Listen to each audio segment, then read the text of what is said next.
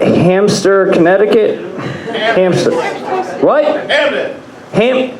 Oh, no, I was just trying to guess what was shoved up your ass. Come on, that was like low-hanging fruit. All right, here we go. All right, so, ass cancer. Let's talk about that. Now I'm going to go back I'm going to go back a little bit. I got to tell you a little bit about myself before you're going to understand that. It was like I do have cancer. I have stomach cancer, and it's terminal, and I'm going to be out of my way. I'm going to be done. Okay?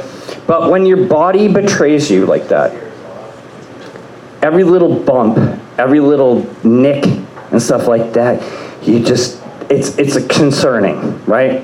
So I had one little bump on my derriere, and I had to go to the doctor, and you know how embarrassing that is? Okay? And it was like, so what's the problem? And I was like, well, I'm going to drop my drawers. And I was like, and you're going to check this out. So he looks, and he's just like, oh, yeah, no. He's like, that's fine. He's like, but wait a minute, I have to ask you a really personal question. And I was like, I know which fucking question you're going to ask. And I was like, and the answer is no. And he's like, you already know what I'm going to ask? I was like, yeah, the answer is no. It's like, so you didn't get fucked in the ass? And I was like, no. I was like, I already told you no. I was like, that's not the answer to it, or whatever. And he's like, all right. But I was like, given your condition, I was like, I have to take a biopsy, and I was like, and we're going to do this. And I was like, so you're telling me it's ass cancer? And he's like, no, I'm not saying this ass cancer. And he's like, I was like, but it's ass cancer? So now I'm getting progressively louder and louder in the doctor's office. So it's like, ass cancer? Ass cancer! Really? It's ass cancer? And he's like, we'll find out. So I ended up leaving the doctor's office, and he's like, just see the receptionist on the way out to make the next appointment. And I was like, okay. So I walked over to the receptionist, and she just looks up at me, and she's like, so ass cancer? It's just like, I was like, fuck off. Just like, this is stupid. It's like, okay, so if anybody does have a question about me or whatever, my preferences or anything like that, I'm not gay, but I often get pegged for it. All right, you guys did like that one, okay? This is like that's a pretty good one.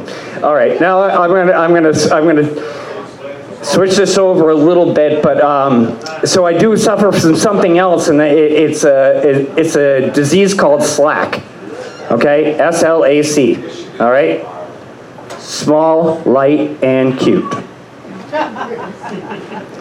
But the biggest problem that we have is other people that suffer from another disease or syndrome or condition or whatever, and we refer to them as the Tadas, the tall, dark, and handsome. Fuck all of them. Okay? Because that's what it was like, no. You ladies are just like, everyone's like, he's so tall and he's dark and he's handsome and I fucking love him or whatever. But no, like I said, I was like, I'm gonna reverse this. I'm gonna go back a little bit. I was like, here we go. It was like, the not gay part or whatever, but I get it. I was like, because it could be the way that I dress. It could be my mannerisms, right? It was like, shrug your shoulder every once in a while to get a fucking drink. I was like, yeah. I was like, I know. I was like, I understand. But here's the problem is like, is when my fiance calls me out on it.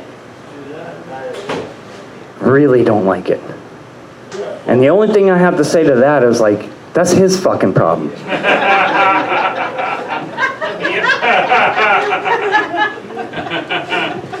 But no, I am engaged to a woman, but she drives a Subaru, wears flannel, and plays softball. So I think I have some questions.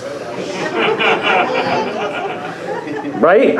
Okay. But I'm going to tell you exactly how I was like, we're going to go back to the Slack, the tatas, or whatever, and we're going to go through this. And it was like, but I'm going to tell you exactly how I'm not